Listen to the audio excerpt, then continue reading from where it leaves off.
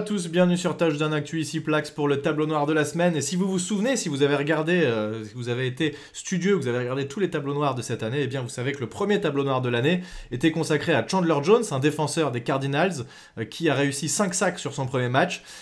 Il a été élu d'ailleurs meilleur défenseur de la semaine. Deuxième semaine, eh bien, en meilleur attaquant de la semaine, meilleur joueur offensif de la semaine, on a eu Kyler Murray, le quarterback des Cardinals. Et troisième semaine, eh bien, cette fois-ci, encore un défenseur des Cardinals. Donc chaque semaine, ils ont quelqu'un dans les meilleurs joueurs de la semaine. Il s'agit de cette fois-ci du cornerback Byron Murphy, qui est en troisième année, drafté au deuxième tour en 2019. Qui a réalisé sur ce match 2 interceptions, et je ne suis pas spécialement fan des Cardinals plus que de notre équipe, c'est pas mon équipe de cœur du tout, mais eh bien, je trouvais intéressant de voir un autre joueur cette fois-ci, et puis bah, ils ont une défense qui est vraiment bonne depuis le début de l'année, qui leur permet de gagner des matchs, donc voyons ce que ça a donné sur ces 2 actions, sur ces 2 interceptions. Trevor Lawrence, le quarterback des Jaguars, vous le savez, sélectionné en tout premier pick de la dernière draft, qui a quelques difficultés en début de saison.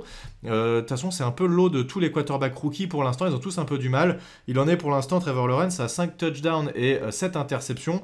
Il y a pire que lui, Zach Wilson, a seulement 2 TD et lui aussi 7 interceptions. Donc les quarterbacks rookies, c'est compliqué pour eux pour l'instant. Et on va voir ce qui s'est passé sur cette action. Donc, premier jeu. Alors, j'ai essayé de changer un tout petit peu mon setup. Donc on va voir, j'espère que ça va bien fonctionner. Donc que nous font, on va quand même voir un peu ce que font les Jaguars sur ce jeu. Alors ils sont en 3e et 8 et ils vont nous proposer, vous savez que on avait parlé des concepts, donc des combinaisons de tracés des receveurs. Et bien ici on va avoir droit à un concept que l'on peut qualifier, qu'on peut appeler verticals. Et donc, ce que ça veut dire, c'est qu'il va y avoir beaucoup de tracés longs. On va avoir ici un tracé fade, ici un tracé quasi post, ici à l'intérieur du terrain, et un tracé qui s'aplatit un peu plus pour le 3e receveur. Et on a un tight end numéro 86 en haut de l'écran, c'est pour lui que va être destinée la passe.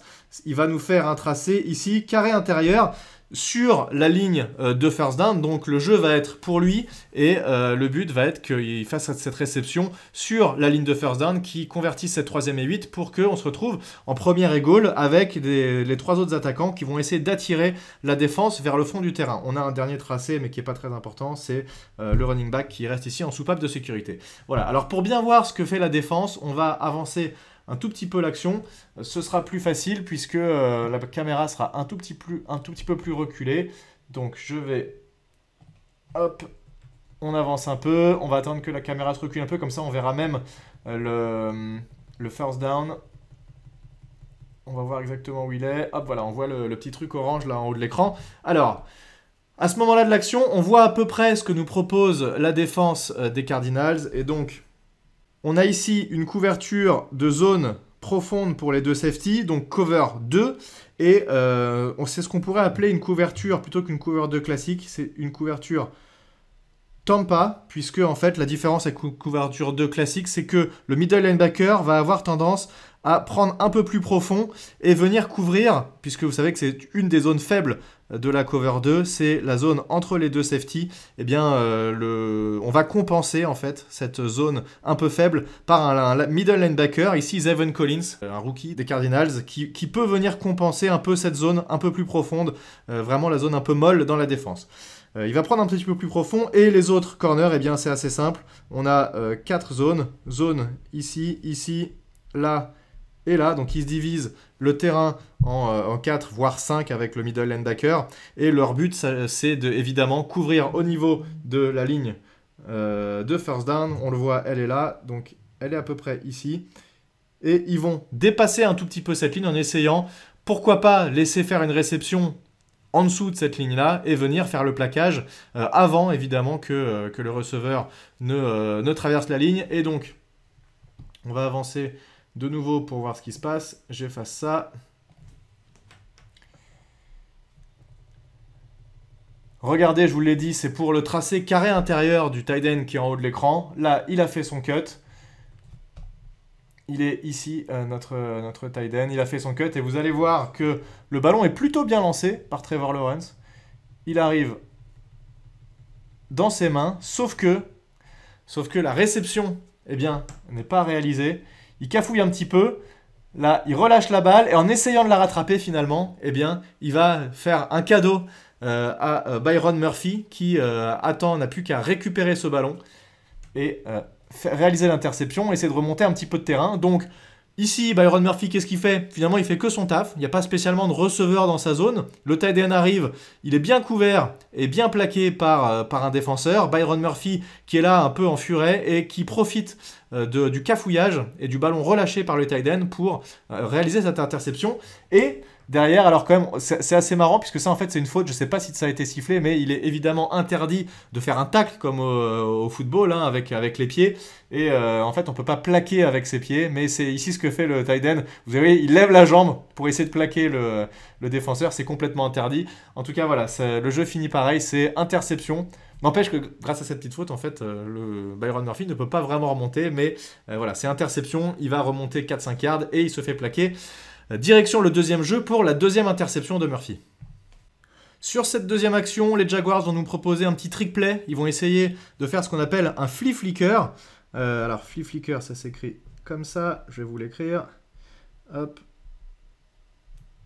Flea flicker. Et en fait, ce que c'est un flea flicker, c'est une remise au running back qui s'arrête avant de traverser la ligne, fait une petite passe en arrière à son QB, qui va pouvoir lancer le ballon. Alors c'est un jeu qui met beaucoup de temps à se développer, évidemment, puisqu'il y a différentes remises de ballons, et il faut que la ligne réussisse à bloquer un minimum pendant ce temps-là pour ne pas que le jeu soit complètement annulé, sinon évidemment, s'il y a un défenseur qui arrive pour se mettre entre le running back et le quarterback, ça devient très difficile. Donc on va avoir une feinte sur le running back qui va...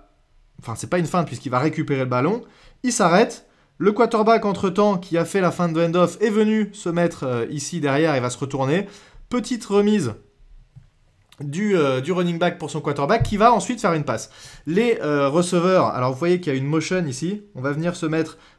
toujours le tight end numéro 86, d'ailleurs, c'est encore sur lui que va se réaliser l'interception. Il va venir se mettre ici comme un bloqueur. Il va faire feinte de bloquer et il va venir se positionner ici avec un petit tracé sur l'extérieur.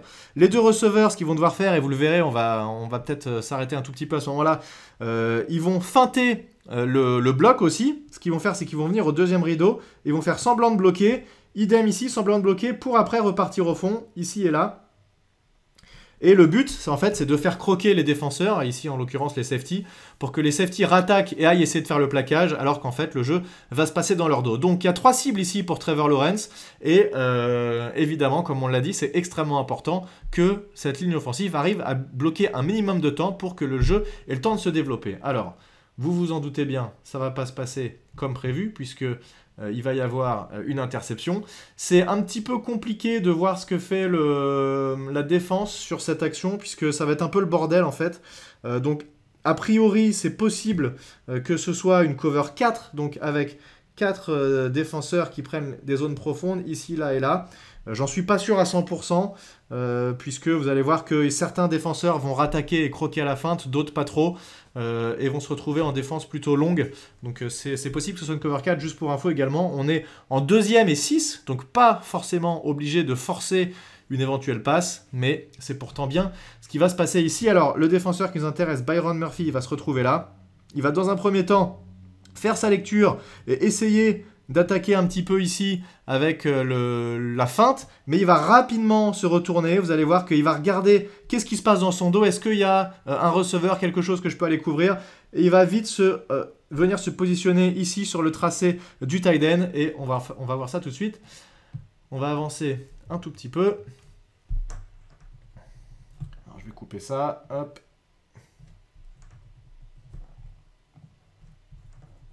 Donc, la motion, numéro 86, toujours, on rappelle, hein, c'est le même tight end qui a cafouillé le ballon sur la première action et qui a obligé à l'interception.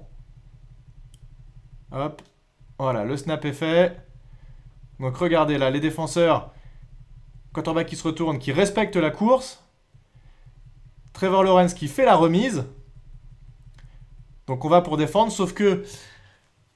moi je trouve que j'ai déjà vu des flip flickers un peu mieux faits, où le running back a eu plus le temps de gagner un petit peu de terrain et vraiment mieux feinter la course. J'ai l'impression que ça croque pas trop dans la défense. Celui qui va énormément croquer, c'est ce défenseur là, ici, Vous voyez là, il est vraiment parti pour réattaquer le jeu. Et ce que va bien faire le receveur, et regardez là, le receveur qui est ici, il va vraiment, on va revenir un tout petit peu en arrière.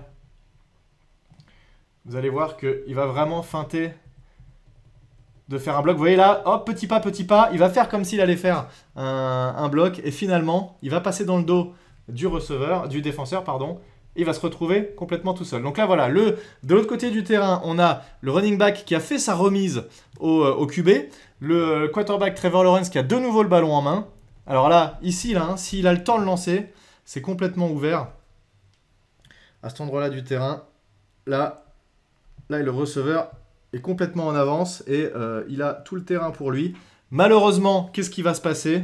Eh bien, on a J.J. Watt, là, qui a réussi à s'infiltrer et qui va venir foutre la merde, qui va faire en sorte que Trevor Lawrence n'ait pas du tout le temps de lancer et il va devoir forcer une passe.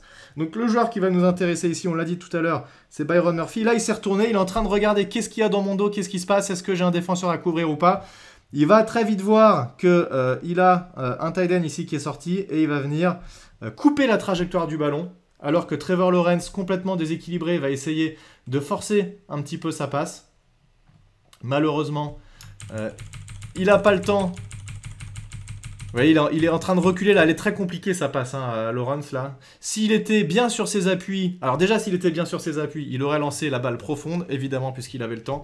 Là, il se dit, ok, c'est mort, j'ai quand même un tracé court. Alors là, le tight end, il est plutôt esselé. Hein. Je trouve qu'il a plutôt de l'espace. Il n'y a pas grand monde autour de lui.